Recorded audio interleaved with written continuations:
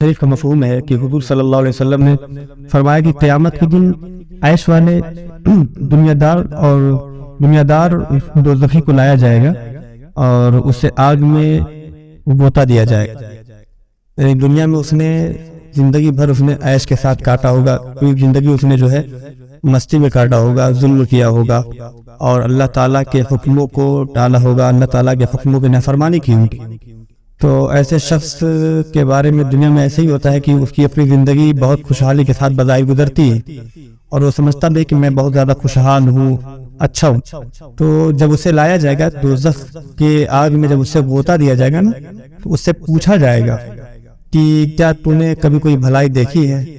تو کہے گا واللہ میں نے کبھی کوئی بھلائی نہیں دیکھی ہے. یعنی ایک جہنم کے آگ کے ایک غوطے میں اسے ساری دنیا کی عیش و عشرت والی زندگی بھول جائے گی، سب کچھ بھول جائے گا کہ میں کتنا خوشحال تھا اور کتنی عیش اور عیاشی کے ساتھ زندگی گزارا ہے، سب بھلا جائے گا. ایک جھٹکا لگے گا اسے دوزخ کا، صرف ایک آگ کا غوطہ دیا جائے گا.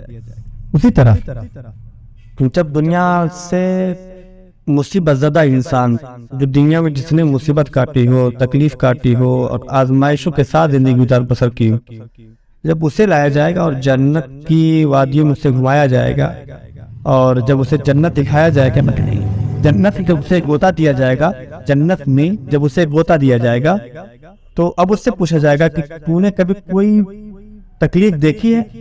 تو وہ کہے گا کہ واللہ میں نے کبھی کوئی تکلیف نہیں دیکھی، میں نے کبھی کوئی تکلیف نہیں دیکھی. یعنی دنیا کی تمام مصیبتوں کو وہ جنت کے ایک غوطے میں بھول جائے گا. یہ اللہ تبارک و تعالیٰ کی طرف سے انعام ہوگا اور یہ اکرام ہوگا. تو دنیا کی زندگی میں تکلیفیں، مصیبتیں، یہ جو کچھ بھی ہم اور آپ کبھی لگتا ہے کہ مصیبت میں ہے، کاٹ رہے ہیں، پریشانی میں ہے، دقت میں ہے، کہ یہ جنت جب اللہ تعالیٰ نوازے گا نا تو سب کچھ بھول جائے گا انسان. تو آج کے اس پرفتن ماحول میں سبھی لوگ تو اپنے اپنے حساب سے زندگی گزار ہی رہے ہیں اور سبھیوں کا اپنا اپنا دماغ بھی کام کر رہا ہے، لوگ کچھ نہ کچھ کر رہے ہیں. تو ہمیں اور آپ کو چاہیے کہ اس وقت ہم بہت زیادہ ایکٹیو رہیں اور تیار رہیں، کیونکہ حالات بھی اچھے نہیں ہیں. نمازوں سے دور پورا گھر ہے، نمازوں سے دور ہم بھی ہیں، نمازوں سے دور ہمارا پورا خاندان اور گاؤں ہے. تو اگر نماز کی پابندی کرنے لگ جائیں اور سب لوگ نمازوں کی طرف آ جائیں، مسجدوں کو آباد کرنے لگ جائیں، تو کچھ حالات بہتر ہونے لگیں گے. کیونکہ نماز ہے، بے حیائی سے بھی روکے گی، برائی سے بھی روکے گی. نماز کے لیے وعدہ بھی ہے اور حضور علیہ الصلوۃ والسلام نے صحابہ کرام سے ارشاد فرمایا، پوچھا کہ میرے صحابہ بتاؤ، اگر جو ہے کہ تمہارے دروازے پہ نہر ہو اور اس نہر میں تم دن میں 5 مرتبہ جاؤ اور جا کر غسل کرو، تو کیا تمہارے بدن پر کوئی میل باقی رہے گا؟ تمہارے بدن پر کوئی میل باقی رہے گا؟ تو صحابہ کرام نے فرمایا کہ یا رسول اللہ ہرگز نہیں. تو حضور علیہ الصلوۃ والسلام نے فرمایا کہ اگر تم دن بھر میں 5 نمازوں کی پابندی کر لو، 5 نمازیں پڑھو، تو تمہارے جسم پر کسی قسم کا کوئی گناہ باقی نہیں رہے گا. تو اب نماز پڑھنے میں تھوڑا سا فجر میں اور عشاء میں اور کام کے ٹائم میں جب آپ کے کاروبار چل رہے ہوں، اس وقت طبعی طور پہ آپ کو تکلیف ہوتی ہوگی. فجر میں اٹھنے میں تھوڑا سا دقت محسوس ہوتی ہے. فجر میں اٹھ کر کے وضو بنانا، پھر مسجد تک جانا، نمازیں پڑھ کر، سنت پڑھ کر فجر کا فرض کا انتظار کرنا، تھوڑا سا تکلیف ہوتی ہے طبعی طور پر.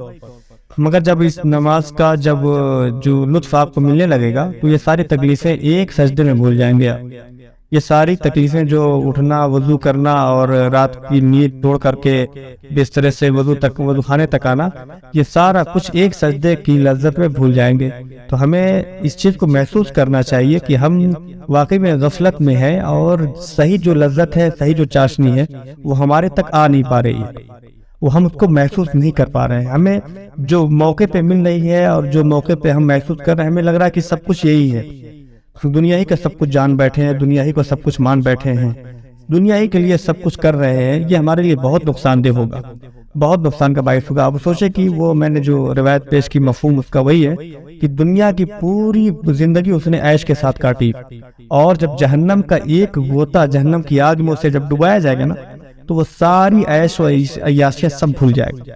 وہ بھول جائے گا کہ میں کبھی عیش بھی کیا تھا. پوچھا جائے گا کہ تو نے کبھی عیش والی زندگی کاٹی ہے؟ تو کہے گا واللہ میں نے کبھی نہیں. اور دنیا میں جب جنت میں جب ایک مصیبت زدہ دنیا کے انسان کو جب لایا جائے گا، جب مصیبت زدہ ہوگا، مصیبتیں کاٹ کے آیا ہوگا، اس سے پوچھا جائے گا کہ تو نے کبھی کوئی مصیبت دیکھی ہے؟